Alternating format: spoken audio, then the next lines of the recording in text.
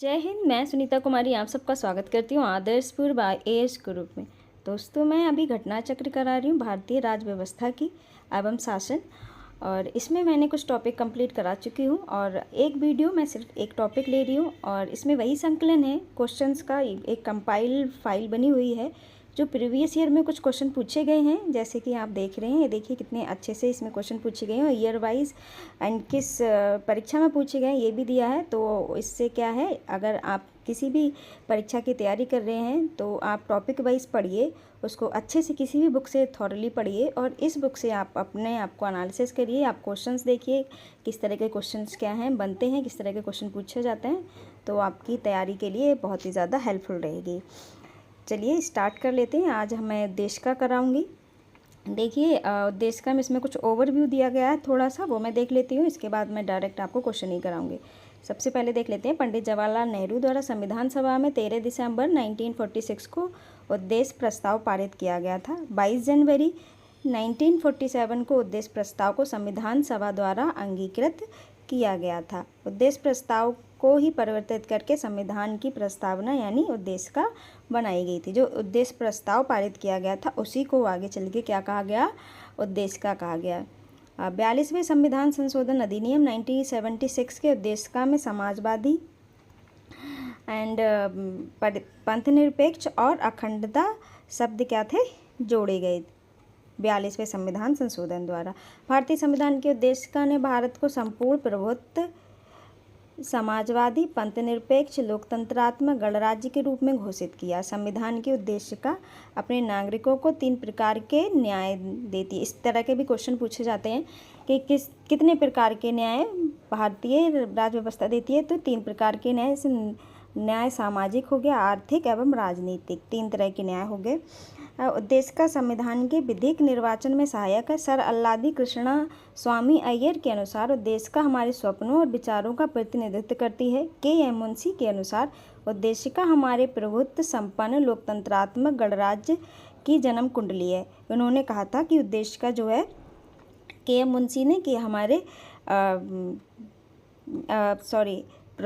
प्रभुत्व संपन्न लोकतंत्रात्मक गणराज्य की जन्म कुंडली है। फिर आगे क्या है, केशवानंद भारती बनाम केरल राज्य 1973 में स्वीकार किया गया। इससे पूर्व बेरुवारी बाद जो हुआ था 1960 में, उद्देशिका को संविधान का अंग नहीं माना गया था। संविधान का अंग किससे माना गया था, केशवानंद भारती बनाम केरल राज्य 1973 के बाद से, और उससे पहले भी आया था बेरुवारी 1960 जिसमें इसका अंग नहीं माना गया था। फिर गोलकनाथ बनाम पंजाब राज्य 1967 के प्रकरण में उद्देशिका को संविधान की मूलात्मा कहा गया। सबसे यहाँ पे संविधान की मूलात्मा गोलकनाथ बनाम पंजाब राज्य में कहा गया। मुंबई बनाम यूनियन ऑफ इंडिया 1994 बाद में उच्चतम न्यायालय ने ये अवधारणा पुनः स्पष्ट की कि उद्देश्य का संविधान का भाग है तथा पंथनिरपेक्षता संविधान का मूल लक्षण है। उद्देशिका की प्रकृति न्यायोग्य नहीं है। प्रस्तावना में विचार, अभिव्यक्ति, विश्वास, धर्म, उपासना की स्वतंत्रता की बात की गई है। इसमें प्रतिष्ठा और अवसर की समानता उल्लिखित है। प्रस्तावना को संविधान की आत्मा कहा गया है। बी.आर. अम्बेडकर ने संवैधानिक उपचारों के अधिकार को संविधान की आत्मा और हृदय माना है। के.एम. मुंशी ने उद्देशिका को राजनीतिक जन्मपत्री कहा है। ये क्वेश्चन क्या है, पूछे जाते हैं किसने क्या कहा है संविधान के लिए, तो आप इसको एक बार ओवरव्यू ले लीजिए। सुभाष कश्यप ने कहा संविधान शरीर है तो प्रस्तावना उसकी आत्मा, प्रस्तावना आधारशिला है तो संविधान उस पर खड़ी अट्टालिका। अंबेडकर द्वारा कहा गया है संविधान को एक पवित्र दस्तावेज क्या है, कहा गया है। चलिए इसमें कुछ क्वेश्चन दिए गए हैं, उनको हम देख लेते हैं।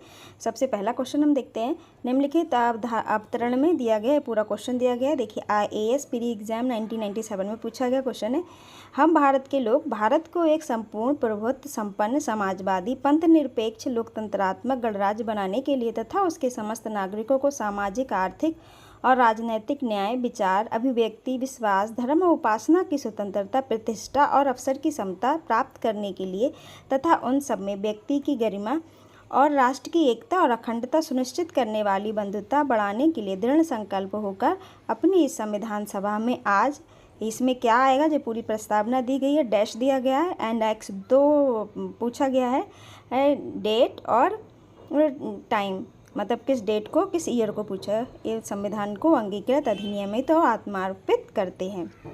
तो ये हो जाएगा 26 नवंबर 1949 को क्या यदत्त इस संविधान को अंगीकृत, अधिनियमित और आत्मार्पित करते हैं। चलिए सेकंड नंबर का क्वेश्चन देख लेते हैं। सेकंड नंबर क्वेश्चन में क्या दिया गया, भारतीय गणतंत्र की 26 जनवरी 1950 को सही संवैधानिक वस्तुस्थिति क्या थी, संविधान लागू किया गया। तो ये क्या थी इसकी, संपूर्ण प्रभुत्व संपन्न लोकतंत्रात्मक गणराज्य, यानी सी ऑप्शन जो है इसका ठीक हो जाएगा। थर्ड नंबर का क्वेश्चन देख लेते हैं। 26 जनवरी 1950 को भारत की वास्तविक संवैधानिक स्थिति क्या थी। तो संपूर्ण प्रभुत्व संपन्न लोकतंत्रात्मक गणराज्य, जैसे कि अभी हमने देखा, तो इसका बी आंसर जो है वो ठीक हो जाएगा। फोर्थ नंबर का क्वेश्चन देख लेते हैं। भारत के संविधान के निर्माताओं का मत निम्नलिखित में से किसमें प्रतिबिंबित होता है। तो ये किसमें होता है, उद्देशिका में होता है, जैसे कि अभी हमने उसमें पढ़ा था। तो ए ऑप्शन जो है इसका ठीक हो जाएगा। देखिए IAS प्री एग्जाम 2017 का पूछा गया क्वेश्चन है। नेक्स्ट देख लेते हैं, 4 हमने पढ़ लिया। बाकी चलिए इस फोर्थ क्वेश्चन का हम कैप्शन वाला देखते हैं। भारत के संविधान के निर्माताओं का मत यानी उद्देशिका, प्रेमबल बोलते हैं, में प्रतिबिंब होता है। ये संविधान निर्माताओं की मनस्थिति को समझने के लिए एक कुंजी है। ये संविधान निर्माताओं के सिद्धांतों एवं आदर्शों को प्रदर्शित करता है। संविधान की प्रस्तावना ने देश की नीति को आकार देने में प्रमुख भूमिका निभाई है। 13 दिसंबर 1946 को संविधान सभा के समक्ष जवाहरलाल नेहरू द्वारा प्रस्तुत उद्देश्य प्रस्ताव को 22 जनवरी 1947 को पारित किया गया। इसे ही परिवर्तित करके संविधान की प्रस्तावना के रूप में स्वीकार किया गया था, जैसा कि हमने स्टार्टिंग में पढ़ा था। चलिए फिफ्थ नंबर का क्वेश्चन देख लेते हैं। भारत के संविधान की प्रस्तावना में कितने प्रकार के न्याय, स्वतंत्रता, समानता और भ्रातृत्व का इसी क्रम में उल्लिखित कीजिए। ये दिए गए हैं, तो क्या हो जाएगा, तीसरा, पाँचवा, दूसरा, पहला जो है वो ठीक हो जाएगा। भारत संविधान के प्रस्ताव में 3 प्रकार के न्याय दिए गए हैं, 5 प्रकार की स्वतंत्रता, 2 प्रकार की समानता, 1 प्रकार के भ्रातृत्व का उल्लेख किया गया है। तो इसका सही हो जाएगा 3, 5, 2, 1, यानी 3 प्रकार के न्याय, 5 प्रकार की स्वतंत्रता, 2 प्रकार की समानता और 1 प्रकार का भ्रातृत्व, यानी ये UPPCS प्री 2018 में पूछा गया क्वेश्चन है। 6 नंबर का क्वेश्चन देख लेते हैं। भारतीय संविधान की प्रस्तावना के सिलसिले में निम्नलिखित में से कौन सा क्रम सही है, ये बताना है कौन सा क्रम सही है। तो गणतंत्र, जनवादी, धर्मनिरपेक्ष, समाजवादी, सार्वभौम, सत्ता संपन्न, नहीं सार्वभौम, सत्ता संपन्न, ये क्या है, ये क्वेश्चन का जो दिया गया है, ये इसमें से कोई सा भी क्वेश्चन जो है वो सही नहीं होगा। इसका क्रम है सार्वभौम, सत्ता संपन्न, समाजवादी, पंथनिरपेक्ष, लोकतंत्रात्मक, गणतंत्र, ये इसका सही सीक्वेंस दिया गया है। तो ये देख लीजिएगा। 7 नंबर का क्वेश्चन देख लेते हैं। भारतीय संविधान की प्रस्तावना में भारत को किस रूप में घोषित किया। तो भारत को किस रूप में घोषित किया गया, एक सार्वभौम, समाजवादी, धर्मनिरपेक्ष, प्रजातांत्रिक, गणतंत्र के रूप में क्या है, इसे प्रस्तुत किया गया है। चलिए नेक्स्ट देख लेते हैं। नेक्स्ट 7 नंबर का हमने क्वेश्चन कर लिया। 8 नंबर क्वेश्चन देखते हैं। जिन शब्दों पर विचार करें, निम्न शब्दों पर विचार करें। ये शब्द दिए गए हैं, इनको सीक्वेंस में लगाना है, कौन सा कैसे लगेगा। तो क्या है, सार्वभौम सबसे पहले आएगा, और देन समाजवादी, उसके बाद प्रजातांत्रिक और फिर धर्मनिरपेक्ष। तो इसका ए ऑप्शन जो है वो ठीक हो जाएगा। 9 नंबर क्वेश्चन देखते हैं। भारतीय संविधान की प्रस्तावना में समाजवादी शब्द किस संशोधन के तहत जोड़ा गया। तो ये जोड़ा गया 42वां संशोधन करके इसे जोड़ा गया 1976। ये नीचे दिया गया, देखिए 1976 प्रस्ताव नाम है समाजवादी, पंथनिरपेक्ष, अखंडता शब्द क्या थे, जोड़े गए। नेक्स्ट देख लेते हैं 10 नंबर क्वेश्चन। निम्नलिखित में से कौन सा 42वें संविधान संशोधन के माध्यम से भारत के संविधान की प्रस्तावना में जोड़ा गया। तो समाजवाद और पंथनिरपेक्ष क्या है, ये जोड़े गए थे। 11 नंबर क्वेश्चन देख लेते हैं। भारतीय संविधान की प्रस्तावना में धर्मनिरपेक्ष व समाजवादी शब्द कब जोड़े गए थे, ये पूछा गया है। तो 42वां संविधान संशोधन 1976 में जोड़े गए थे। 12 नंबर क्वेश्चन देखते हैं। निम्नलिखित में से कौन भारत को धर्मनिरपेक्ष राज्य वर्णित करता है। तो कौन करता है, संविधान की प्रस्तावना करती है।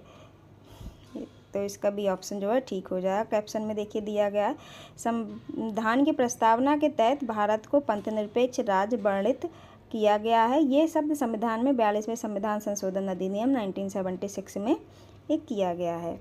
चलिए नेक्स्ट देख लेते हैं। 13 नंबर क्वेश्चन देखते हैं। निम्नलिखित शब्दों में से कौन सा शब्द सन 1975 में भारतीय संविधान की प्रस्तावना में सम्मिलित नहीं था? तो ये कौन सा नहीं था? अखंडता, बाद में जोड़ा गया। ये सब शब्द जो तीनों दिए गए पहले ही थे।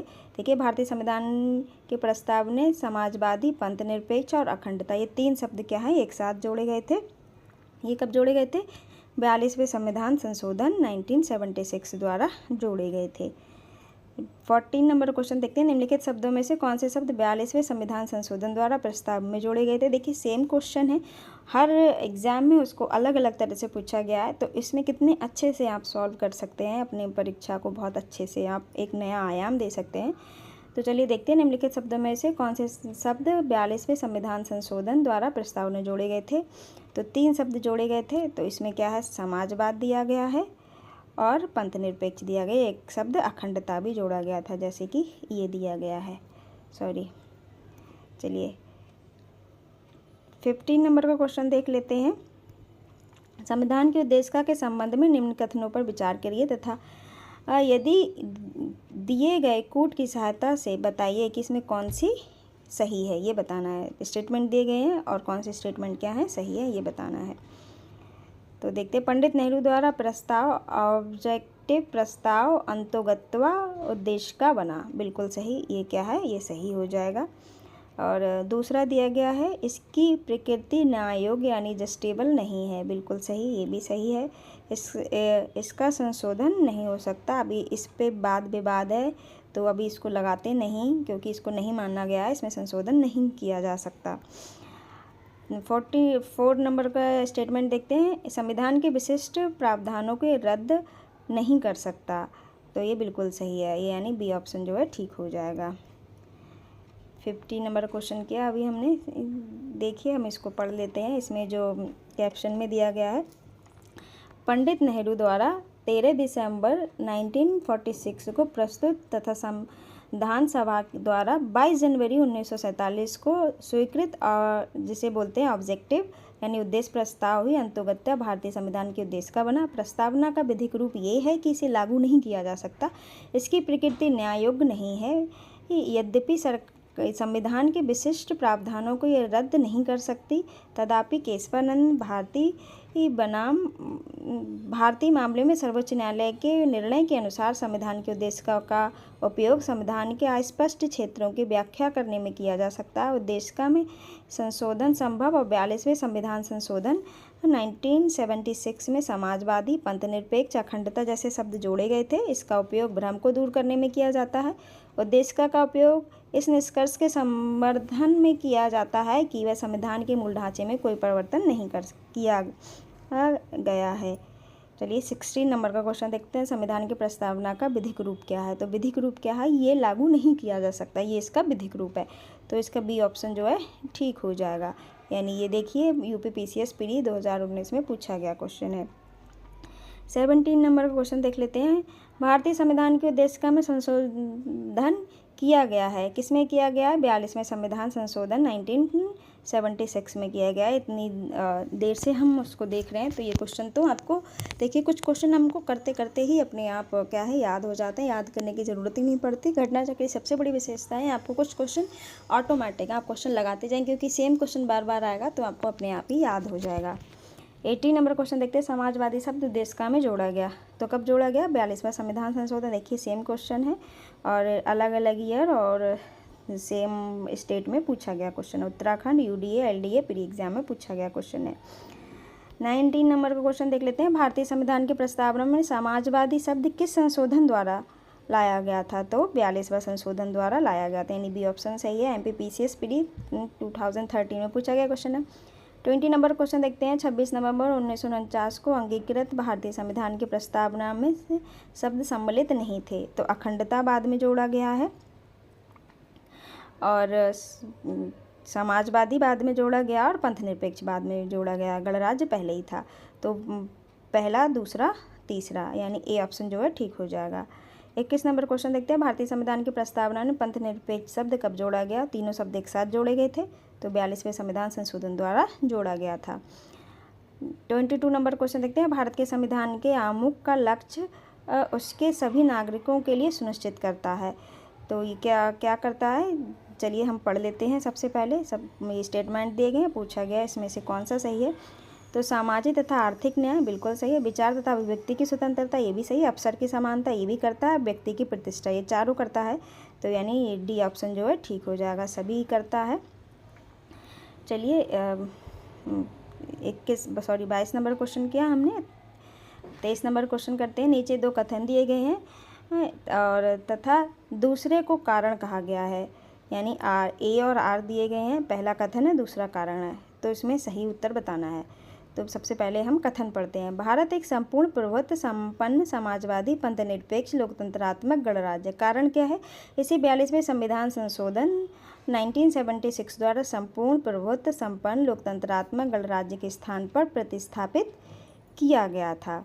तो आपको बताना है ये दोनों सही हैं या फिर दोनों सही नहीं है, या एक सही है तो कौन सा सही है। तो इसमें क्या है, ये दोनों ही सही है, ये और दोनों सही हैं। आर ए की सही व्याख्या है, बिल्कुल सही है, क्योंकि ये संविधान संशोधन द्वारा जोड़े गए शब्द हैं। जैसे नीचे कैप्शन में दिया गया, भारतीय संविधान की प्रस्तावना के अनुसार भारत एक संपूर्ण प्रभुत्व संपन्न समाजवादी पंथनिरपेक्ष लोकतंत्रात्मक गणराज्य। 42वें संविधान संशोधन द्वारा भारतीय संविधान की प्रस्तावना में समाजवादी पंथनिरपेक्ष और अखंडता शब्द जोड़े गए थे।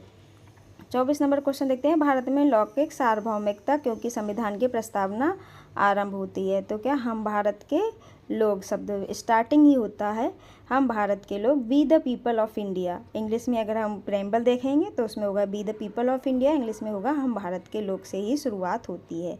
यानी इसका अर्थ होता है जनता सर्वशक्तिमान है और किसी ब्रह्म सत्ता के अधीन नहीं है।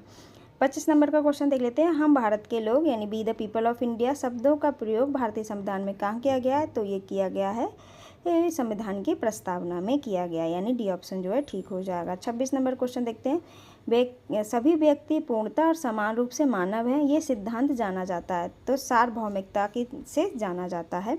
सभी व्यक्ति पूर्णता और समान रूप से मानव है, ये सिद्धांत सार्वभौमिकता के नाम से जाना जाता है। इस सिद्धांत के अनुसार सभी व्यक्तियों को उनके मानव अधिकार समान रूप से बिना किसी विभेद के उपलब्ध होने चाहिए। तो इसका डी ऑप्शन सार्वभौमिकता क्या है, सही हो जाएगा। 27 नंबर क्वेश्चन यानी 27 नंबर क्वेश्चन देखते हैं। भारत के संदर्भ में निम्न में से कौन धर्मनिरपेक्ष शब्द का सही भाव व्यक्त करता है। तो कौन करता है सही भाव व्यक्त, चलिए देखते हैं। भारत में अनेक धर्म है, नहीं। भारतीयों को धार्मिक स्वतंत्रता प्राप्त है, नहीं। धर्मानुपालन व्यक्ति की इच्छा पर निर्भर है। भारत में राज्य का कोई धर्म नहीं है, बिल्कुल भारत में राज्य का कोई धर्म नहीं है। भारत में क्या है, हमारा संविधान चलता है। तो भारत के पंथनिरपेक्ष धर्मनिरपेक्ष राज्य होने का सही भाव ये है कि भारत में राज्य का कोई धर्म नहीं है, तदनुसार सभी धर्मों को राज्य द्वारा समान प्रश्न अपेक्षित है। 28 नंबर क्वेश्चन देखते हैं। निम्नलिखित में से कौन सा शब्द भारतीय संविधान की प्रस्तावना में उल्लिखित नहीं है। तो संघीय क्या है, प्रस्तावना में उल्लिखित नहीं है। भारतीय संविधान की प्रस्तावना में शामिल महत्वपूर्ण शब्द संपूर्ण प्रभुत्व संपन्न समाजवादी पंथनिरपेक्ष लोकतंत्रात्मक गणराज्य, न्याय, स्वतंत्रता, समता तथा बंधुता, परंतु संघीय शब्द भारतीय संविधान की प्रस्तावना में उल्लिखित नहीं है। संविधान के अनुच्छेद 1 में यूनियन शब्द का प्रयोग किया गया है। 29 नंबर क्वेश्चन देख लेते हैं। निम्नलिखित में से कौन सा शब्द भारत के संविधान की उद्देशिका में नहीं है। तो समाजवादी है, पंथनिरपेक्ष है, प्रभुत्व संपन्न, लोक कल्याण क्या है, इसमें नहीं है। ये देखिए MPPCS प्री एग्जाम 2005 में पूछा गया क्वेश्चन है। 30 नंबर का क्वेश्चन देख लेते हैं। भारतीय संविधान की प्रस्तावना में निम्नलिखित में से किस स्वतंत्रता का वर्णन नहीं है। तो ये विचार की स्वतंत्रता है, बिल्कुल सही। विचार, कोई आपके विचारों पे रोक नहीं है। विचार प्रकट करने की स्वतंत्रता है, बिल्कुल सही। विश्वास की स्वतंत्रता, ये भी सही। आर्थिक स्वतंत्रता नहीं, ये नहीं है। तो यही आपका ऑप्शन हो जाएगा। देखिए IAS pre exam 2017, UPPCS mains 2008 में पूछा गया क्वेश्चन है। भारतीय संविधान की प्रस्तावना में सामाजिक, आर्थिक और राजनीतिक न्याय, विचार अभिव्यक्ति, विचार प्रकट करने, विश्वास, धर्म और उपासना की स्वतंत्रता तथा प्रतिष्ठा और अवसर की समानता का वर्णन तो है, परंतु आर्थिक स्वतंत्रता का इसमें कोई उल्लेख नहीं दिया गया है। 31 नंबर क्वेश्चन देखते हैं। निम्नलिखित में से कौन भारतीय संविधान की प्रस्तावना में उल्लिखित नहीं है। तो क्या है, सामाजिक न्याय है, आर्थिक न्याय और राजनैतिक न्याय और धार्मिक न्याय नहीं है। 32 नंबर क्वेश्चन देख लेते हैं। संविधान की प्रस्तावना के बारे में कौन सा कथन सही है? तो कौन सा? समाजवादी धर्मनिरपेक्ष शब्द 1950 में लागू संविधान के अंग नहीं थे। बिल्कुल सही। ये बाद में 42वें संविधान संशोधन अधिनियम धारा 2 द्वारा 1 जनवरी 1977 से जोड़े गए थे। 33 नंबर का क्वेश्चन देख लेते हैं। नहीं, इसमें गलत दिया गया है। ये हाँ सही है, जोड़े गए थे क्योंकि ये 1976 42वें संविधान संशोधन द्वारा जोड़े गए थे। बिल्कुल सही है। चलिए 33 नंबर क्वेश्चन देख लेते हैं। भारतीय संविधान का कौन सा भाग संविधान की आत्मा कहलाता है? तो संविधान की आत्मा क्या कहलाता है? उद्देश्य का कहलाता है। देखिए क्रम वाइज अलग अलग एग्जाम में अलग अलग ईयर्स में सेम क्वेश्चन पूछा गया है। कितना इंपॉर्टेंट क्वेश्चन है ये 33 वाला। 34 नंबर का क्वेश्चन देख लेते हैं। भारत में निम्नलिखित में से किसने भारतीय संविधान की प्रस्तावना को हमारे संप्रभु प्रजातांत्रिक गणतंत्र की जन्म कुंडली कहा है? तो के.एम. मुंशी ने क्या है, इसे जन्म कुंडली कहा है। के.एम. मुंशी ने भारतीय संविधान की प्रस्तावना को हमारे संप्रभु प्रजातांत्रिक गणतंत्र की जन्म कुंडली कहा है। 35 नंबर क्वेश्चन देखते हैं। संविधान को एक पवित्र दस्तावेज भीमराव अम्बेडकर जी ने कहा है। जैसा कि हमने स्टार्टिंग में पढ़ा था, तो ए ऑप्शन जो है इसका ठीक हो जाएगा। B.R. अम्बेडकर ने भारतीय संविधान को एक पवित्र दस्तावेज कहा है। 29 अगस्त 1947 को संविधान सभा ने B.R. अम्बेडकर की अध्यक्षता में 7 सदस्यीय प्रारूप समिति का गठन किया गया था। 36 नंबर क्वेश्चन देखते हैं। किस बात के फैसले में सर्वोच्च न्यायालय ने सर्वप्रथम घोषित किया कि उद्देश्य का संविधान का हिस्सा नहीं है?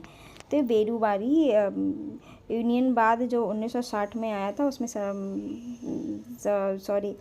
सर्वोच्च न्यायालय ने कहा था कि संविधान जो है इसका उद्देश्य का जो है संविधान का भाग नहीं है। केशवानंद भारती बनाम केरल राज्य बाद में आया था 1973 में। उसमें कहा गया था, उस निर्णय को बदलते हुए उसका प्रस्तावना जो है उद्देश्य का जो है संविधान का भाग मान लिया गया। 37 का क्वेश्चन देख लेते हैं। निम्नलिखित में से किस बात में उच्चतम न्यायालय ने धारणा प्रस्तुत की कि उद्देश्य का संविधान का भाग है? तो जैसे कि अभी हमने पढ़ा, मुंबई बनाम यूनियन ऑफ इंडिया में मान लिया। उस प्रश्नगत विवादों में मुंबई बनाम यूनियन ऑफ इंडिया के मामले में उच्चतम न्यायालय ने कहा कि उद्देश्य का संविधान का भाग है तथा पंथ निरपेक्षता संविधान का मूल लक्षण है। केशवानंद भारती बनाम केरल राज्य के बारे में बहुमत से दिए गए निर्णय में उद्देश्य को संविधान का भाग मान लिया गया। 38 नंबर क्वेश्चन देखते हैं। निम्नलिखित विवादों में से किसमें सर्वोच्च न्यायालय ने प्रस्तावना को भारतीय संविधान की मौलिक संरचना का भाग स्वीकार किया? तो केशवानंद भारती बनाम केरल राज्य 1973 में आया था। 39 नंबर क्वेश्चन देखते हैं। भारतीय संविधान की प्रस्तावना में जिन आदर्शों एवं उद्देश्यों की रूपरेखा दी गई, उनकी व्याख्या की गई है। जैसे मूल अधिकारों के अध्याय में राज्य की नीति निर्देशक सिद्धांतों के अध्याय में मूल अधिकारों, राज्य की नीति निर्देशक सिद्धांतों, मौलिक कर्तव्यों और संविधान के पाठ में से कहीं नहीं। तो सी ऑप्शन जो है ठीक हो जाएगा। मूल अधिकारों, राज्यों के नीति निर्देशक सिद्धांतों और मौलिक कर्तव्यों के अध्याय में किया गया है। इसका कैप्शन में जो दिया गया है उसको एक बार हम देख लेते हैं। भारतीय संविधान की प्रस्तावना संविधान के उद्देश्य को प्रतिबिंबित करती है। संविधान का मुख्य उद्देश्य भारतीय जनता को सामाजिक, आर्थिक एवं राजनीतिक न्याय तथा विचार, अभिव्यक्ति, विश्वास, धर्म और उपासना की स्वतंत्रता और प्रतिष्ठा और अवसर की समानता प्राप्त करना है। व्यक्ति का उत्कर्ष कहीं संपूर्ण राष्ट्र के उत्कर्ष में बाधक न बन जाए, इसलिए संविधान में बंधुत्व की भावना पर भी बल दिया गया। इस प्रकार प्रस्तावना में जिन आदर्शों एवं उद्देश्यों की रूपरेखा दी गई है, उनकी व्याख्या संविधान में आगे मूल अधिकारों, राज्य की नीति निर्देशक सिद्धांतों एवं मौलिक कर्तव्यों के अध्याय में की गई है। चलिए नेक्स्ट क्वेश्चन देखते हैं। 40 नंबर का क्वेश्चन देख लेते हैं। निम्नलिखित में से कौन एक भारतीय संविधान के उद्देश्यों को प्रतिबिंबित करता है?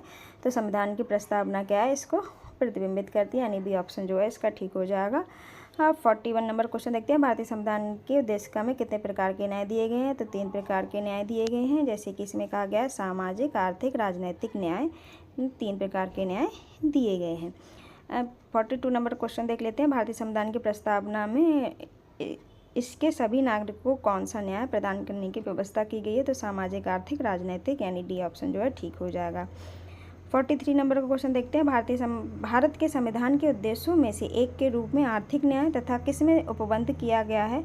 तो ये किया गया है उद्देश्य का और राज्य की नीति निर्देशक तत्व में।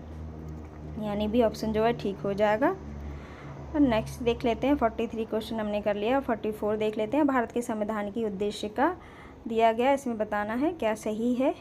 संविधान का भाग है किंतु कोई विधिक प्रभाव नहीं रखते। दूसरा दिया गया संविधान का भाग नहीं है ये और कोई विधिक प्रभाव भी नहीं रखती।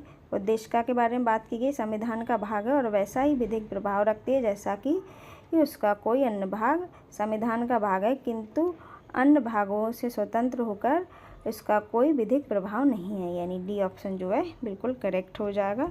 जैसे कि अभी हमने सब ओवरऑल व्यू में पढ़ा, इसमें कैप्शन में दिया गया, उसको भी हम एक बार देख लेते हैं जिससे क्या रिकॉल हो जाए, आपको अच्छे से याद हो जाए।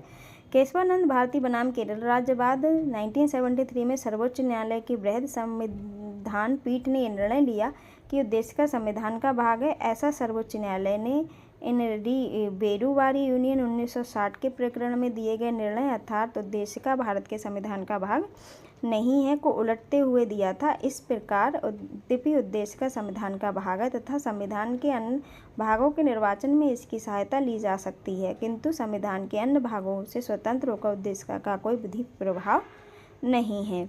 तो ये इसका डी ऑप्शन जो है ठीक हो जाएगा।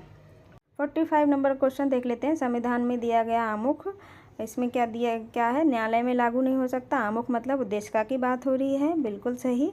महत्वपूर्ण और उसकी उपयोगिता है, बिल्कुल सही। शासन करने के उद्देश्यों को लिखित करता है, ये भी सही। संविधान के कानूनी अर्थ निर्णय में सहायता करता है, ये भी सही।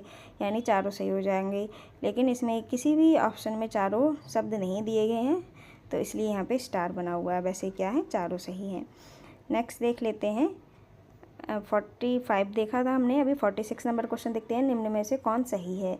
सामाजिक समानता संविधान में प्रत्याभूत नहीं है। देश में सामाजिक समानता पहले से ही विद्यमान थी एंड सामाजिक समानता संविधान में प्रत्याभूत है। उपयुक्त में से कोई नहीं, तो क्या है, ये सी ऑप्शन जो है इसका ठीक हो जाएगा। हाँ, ये क्या है, सही है। संविधान के अनुच्छेद 14-18 के तहत प्रदत्त समता के अधिकार के विभिन्न प्रावधानों के तहत सामाजिक समानता प्रत्याभूत की गई है। संविधान की प्रस्तावना में सामाजिक न्याय प्राप्त करने की बात क्या है, की गई है। तो देखिए, उद्देशिका में क्वेश्चन 46 तक ही दिए गए थे, जिसमें हमने बहुत थॉरली खूब अच्छे से पढ़ा और हमको कुछ हद तक क्या है, क्वेश्चन के माध्यम से ही हमको याद हो गया है। तो आपको हमारा वीडियो कैसा लगा, अपना महत्वपूर्ण सुझाव दे के अवश्य बताएं।